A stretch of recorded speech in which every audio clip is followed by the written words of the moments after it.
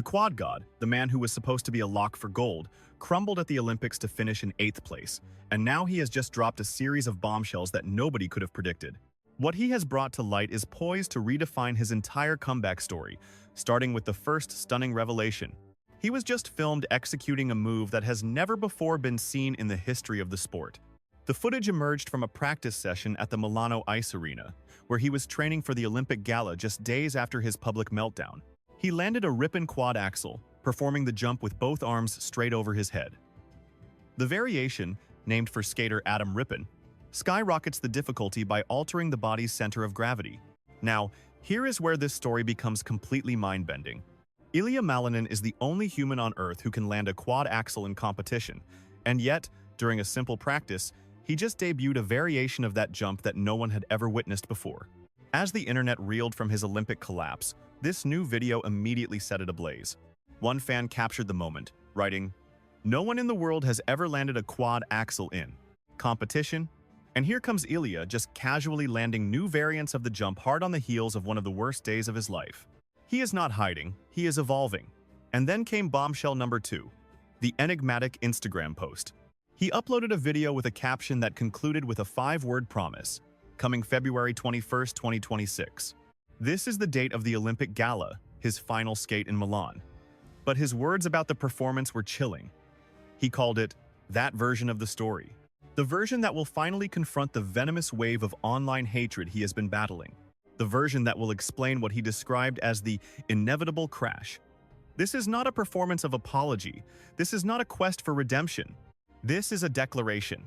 He plans to demonstrate for the entire world what Olympic pressure truly did to him live on the ice at the closing exhibition. That is just days away, and the world is on edge, waiting to see his next move. Which brings us to the third bombshell, an exclusive interview with Olympics.com. On Tuesday, February 17th, less than 24 hours ago, Ilia Malinin formally declared his return to competition. His destination is the World Figure Skating Championships in Prague, Czech Republic, from March 23rd through the 29th. But here is the jaw-dropping twist. He is chasing his 3rd consecutive world title. That is a feat that has not been achieved since Nathan Chen accomplished it from 2018 to 2021. His own words were clear. "I am looking forward to getting myself that redemption competition." He also appeared on the Today Show that same day, reflecting, "I was not ready to handle that to a full extent," conceding he was unprepared for the Olympic crucible. But now, he is. A monumental comeback is officially underway. So, what exactly transpired at the Olympics to make these 3 announcements so electrifying? Going into Milan Cortina 2026, Ilia Malinin was the golden boy. A 2-time world champion, a 3-time Grand Prix final champion. He was undefeated since November 2023, with 14 straight international victories. He had already landed a historic 7 quads in a single program during the Grand Prix final. His world record free skate score sat at 228.97, after which he claimed to be operating at only 85%. Gold wasn't just a question. It was a foregone conclusion. The team event was first, Saturday, February 7th, the short program. He finished in 2nd place behind Japan's Yuma Kagiyama. He was visibly nervous. It was not his strongest showing. Then came Sunday, February 8th, the free skate. He won his portion and secured team gold for the United States, but he stepped out of a quad Lutz and clearly wasn't performing at his full power. He later explained his strategy was to pace himself correctly ahead of his push for an individual Olympic gold medal. But the individual event was the one the world was waiting for, and the atmosphere of pressure was already thickening. Tuesday, February 10th, the individual short program. He was magnificent, establishing a 5-point lead over Kagiyama with a score of 108.16. The quad god seemed to be back in his element. Gold was his to lose. But even then, he admitted the nerves were gnawing at him, saying, "So many eyes, so much attention. It really can get to you if you are not ready to fully embrace it."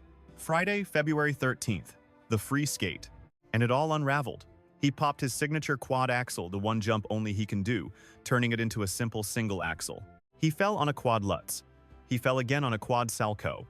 2 total falls, a series of mistakes, and a staggering 72 points in deductions. He scored only 156.33 in the free skate, finishing 15th out of 24 skaters in the segment. In the final standings, he plummeted from 1st place to 8th. Mikhail Shydorov of Kazakhstan seized the gold. Kagiyama took silver. Shun Sato of Japan earned the bronze.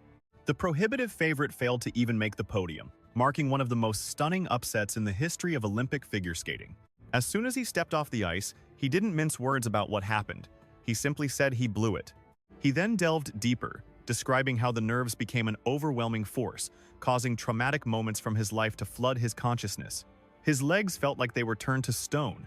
He couldn't catch a full breath.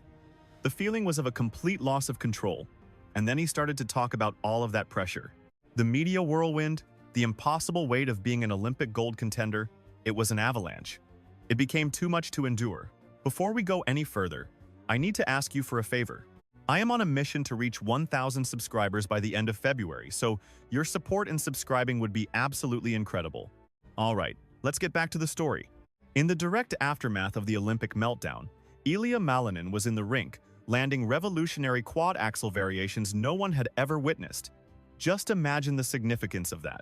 He wasn't shattered, he wasn't beaten, he was innovating, shattering limits, taking the most formidable jump in figure skating and elevating it to an even higher plane of difficulty.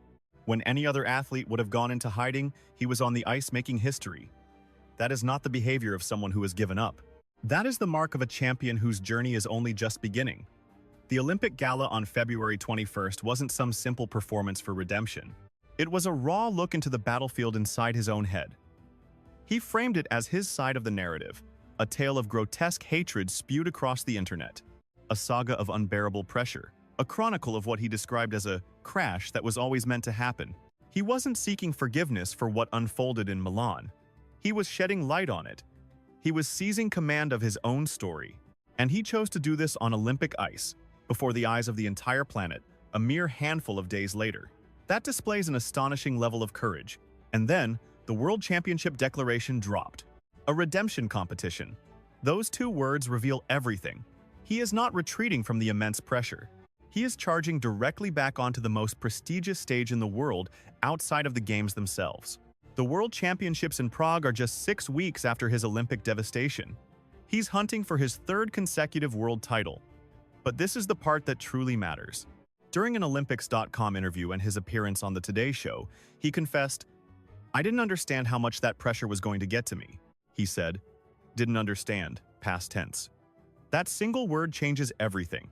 It signifies that now he sees it. Now he is armed against it. Now he knows what he is truly up against. That is the critical distinction between Milan and Prague.